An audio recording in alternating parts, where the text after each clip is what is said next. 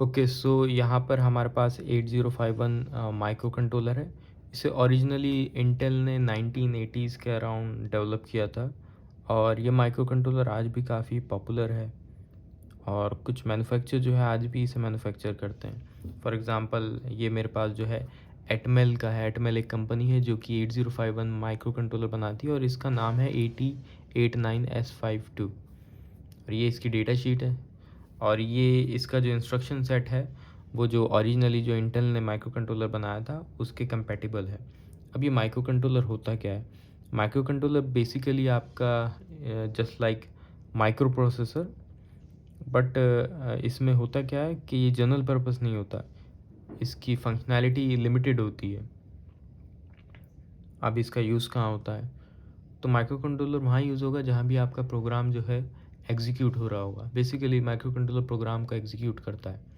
अब late suppose हमें washing machine में टाइमर सेट करना है 5 मिनट का। अब 5 मिनट का टाइमर सेट करने के बाद हमारा जो वॉशिंग मशीन का मेन मोटर है उसको टर्न ऑफ करना है। तो ये हमारा प्रोग्राम है। प्रोग्राम सिंपल है कि भाई टाइमर सेट हुआ है, टाइमर जब रीसेट हो जाए तो मोटर को ऑफ़ कर देना है। तो इस प्रोग्राम को एग्जीक्यूट करने के लिए हम माइक्रो प्रोसेसर का यूज़ नहीं करेंगे, यहाँ पे माइक्रो कंट्रोलर यूज़ करेंगे क्योंकि हमारा सिंपल प्रोग्राम है, छोटा सा प्रोग्राम है। तो जो माइक्रो कंट्रोलर होता है वो एक कंप्लीट एक पर्टिकुलर सिस्टम होता है जिसके अंदर आपकी जो प्रोसेसिंग एलिमेंट है वो तो होते ही हैं आपका जो माइक्रो प्रोसेसर में होते हैं। उसके अलावा इसमें कुछ इनपुट आउटपुट पोर्ट्स होते हैं। प्रोग्राम को स्टोर करने के लिए हमारे पास मेमोरी होती है, फ्लैश मेमोरी। इसमें जो है आपकी फ्लैश मेमोरी है और इसमें कुछ लिमिटेड रैम भी होती है, ठीक है। तो बेसिकली जहाँ भी प्रोग्राम आपका एग्जीक्यूट हो रहा होगा वहाँ पे आपका माइक्रो कंट्रोलर होगा। आपका टीवी का रिमोट हुआ, लिफ्ट हुई आपका, है ना, स्मार्ट वॉशिंग मशीन हुई, और भी जो इलेक्ट्रॉनिक्स अप्लाइंसेस हैं उनमें सब में माइक्रो कंट्रोलर होता है, ठीक है। तो स्पेशली यहाँ पे हम जो है 8051 का डिस्कशन कर रहे हैं, लेकिन इसे यूज़ कैसे करेंगे? इसके अंदर कुछ पिन्स दे रखी हैं और ये मेरे पास जो है DIP पैकेज है, which means dual inline package. तो इसकी पिन को चेक करने के लिए हम इसकी डेटा शीट को रेफ़र करते हैं एग्जैक्टली कि कौन सी पिन किस चीज़ को यूज़ में आती है और कहाँ इसका यूज़ है। तो इसकी अगर हम पिन डायग्राम देखें, यहाँ पे इसका पिन कॉन्फ़िगरेशन है। एक्चुअली ये डिफरेंट पैकेजेस में आता है। मेरे पास जो है वो प्लास्टिक डुअल इनलाइन पैकेज है, ओके, इस तरीके का। और भी पैकेजेस यहाँ पे अवेलेबल होते हैं depending on the physical requirement. DIP का मतलब होता है डुअल इनलाइन पैकेज। यहाँ पे माइक्रो कंट्रोलर में ऊपर एक नॉच होती है, नॉच के सामने वाली जो पिन होती है वो पिन नंबर 1 होती है और उसे हम U शेप में काउंट करते हैं।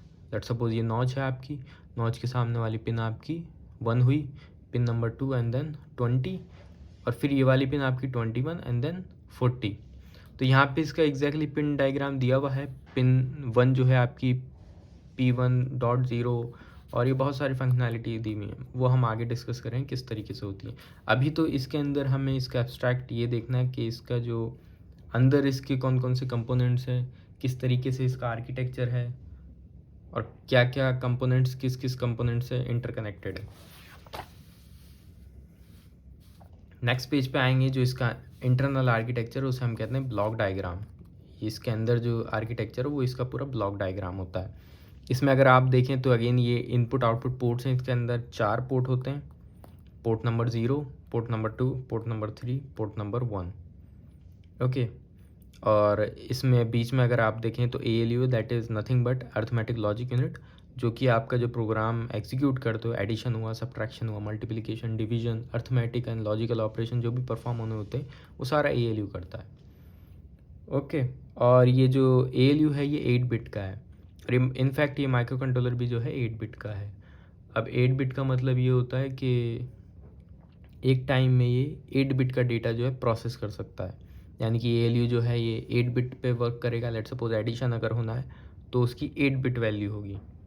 लेट सपोज हमें 16 बिट का एडिशन करना है तो हमें 2 इंस्ट्रक्शन लगेंगे। पहले हम 8 बिट का जो पर्टिकुलर वर्ड है उसे ऐड करेंगे, फिर कहीं स्टोर कर देंगे, फिर अगेन जो आगे वाला 8 बिट का वर्ड है that is most significant bits उसे हम ऐड करेंगे, फिर दोनों को कंबाइन करेंगे। तो इस तरीके से हम काम करेंगे। और जो इसमें सारी जो ऑफकोर्स जो डेटा बस होंगी, रजिस्टर्स होंगे, एक्यूमुलेटर हुआ, बी रजिस्टर हुआ, वो सारा आपका 8 बिट का होगा।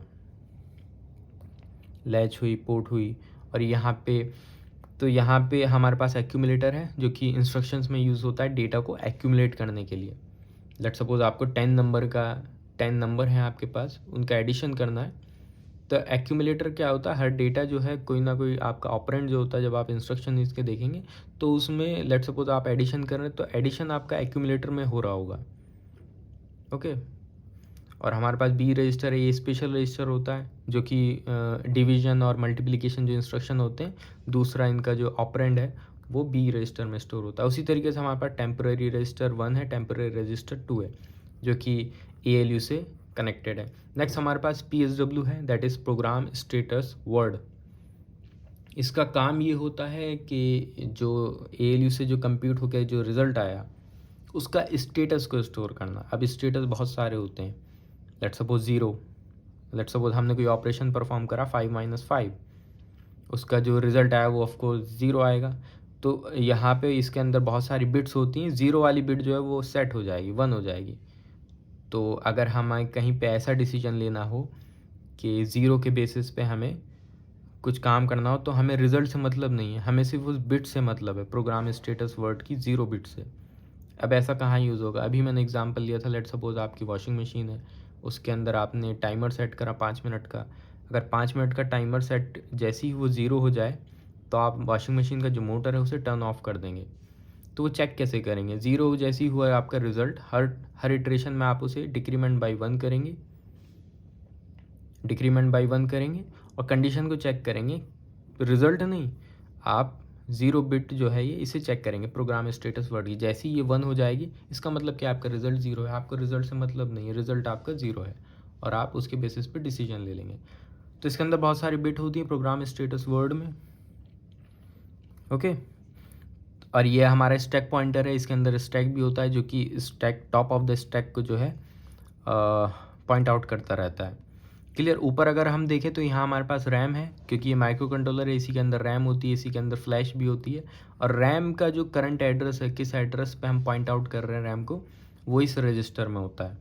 उसी तरीके से ये फ्लैश है, और फ्लैश का जो एड्रेस होगा कि करंटली कौन सी मेमोरी लोकेशन को हम पॉइंट आउट कर रहे हैं, वो होगा प्रोग्राम एड्रेस रजिस्टर्स में।